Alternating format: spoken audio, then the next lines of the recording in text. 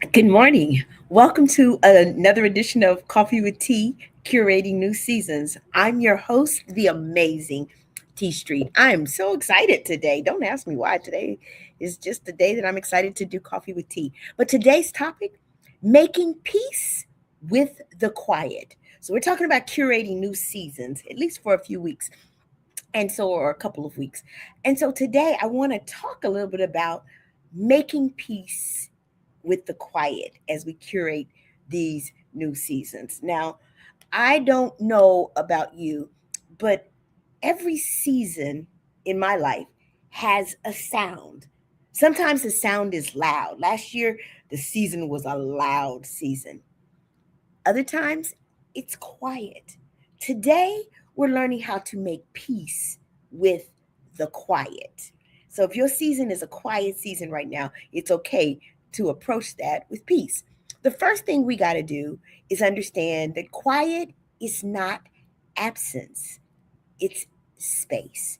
Quiet is not absence, it's space. We often associate quiet with lack, but quiet can mean room to breathe, it can mean freedom from pressure or space for clarity.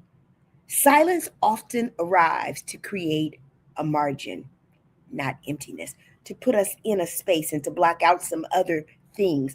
A margin, but not emptiness. Just because nothing is loud doesn't mean nothing is happening. Just because nothing is loud doesn't mean that nothing is happening.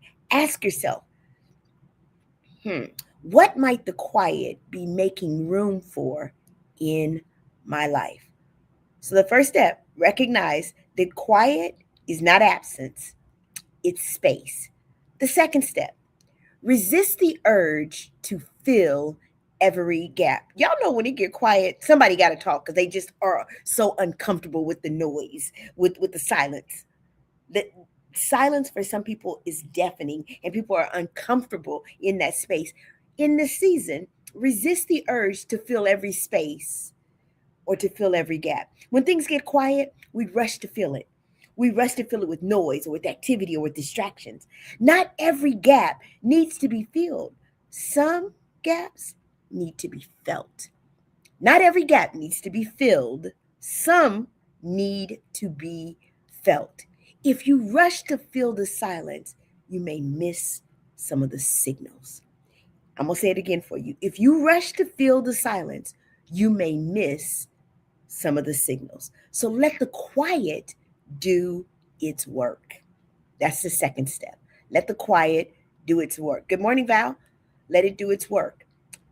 And the third step, y'all, if we really want to get here and we're talking about how do we make peace in the silence, the third step, listen, learn to listen differently in this season. How we listen matters as much as that we listen. Quiet seasons require new listening skills. Listen for the inner nudges, the things inside of us that are trying to prompt us to do or not do something. Listen for emotional shifts when something inside of you doesn't have the same reaction that it used to. And then listen for the subtle confirmations that come sometimes when we're silent. What speaks softly often carries the deepest truth. What speaks softly can often be the thing that carries the deepest truth. This season isn't whispering because it's unsure. It's whispering because you're supposed to lean in. You ever notice that when someone whispers and they're talking and they start to whisper, we all lean in. Maybe the season of silence in your new curation is calling you to lean in. So today, as you sip your coffee in your life, remember this: the quiet is not your enemy.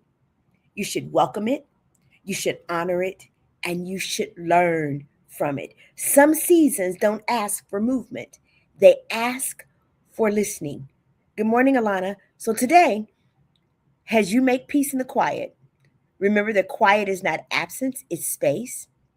Resist the urge to fill every gap with noise or with activity or with distractions, and learn to listen differently in this season and see what silence or the quiet is offering you as you curate this new season of your life. I'm the amazing T Street, but you know what?